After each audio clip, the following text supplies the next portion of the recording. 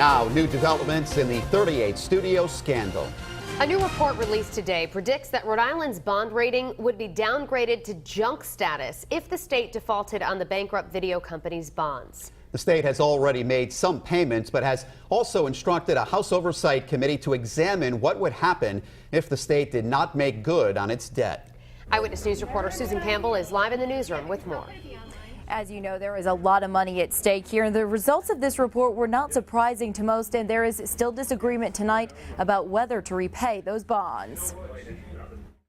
Rhode Island's bond rating could drop to junk status if the state defaults on its 38 Studios bonds. That's according to a new independent study commissioned by the Chafee administration. It would be a grave error if we failed to make this payment. The report estimates if the state doesn't pay up, it could cost Rhode Island taxpayers, best case scenario, $36 million. Worst case scenario, more than $360 million. It will lower our rating to junk bond status, which means it makes it very expensive when we borrow money. It's painful to pay it. We all agree on that, but we think we have to.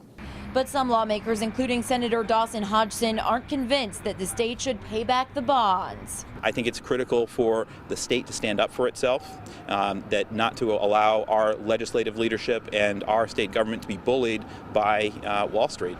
One thing I'm very concerned about is how a voluntary payment of a obligation like this is going to impact the pension litigation. The unions are surely to say if the state can pay the moral obligation bonds voluntarily, they can afford to pay the pensions that they have reduced. In 2010, lawmakers approved the 38 Studios $75 million loan guarantee through the former Rhode Island Economic Development Corporation.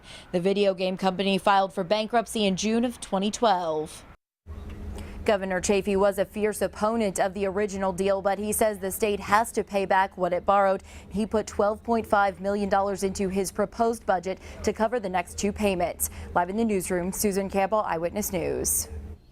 The Target 12 investigators have been on top of the 38 Studio scandal for years. Count on Eyewitness News to continue digging deeper in the days and weeks ahead.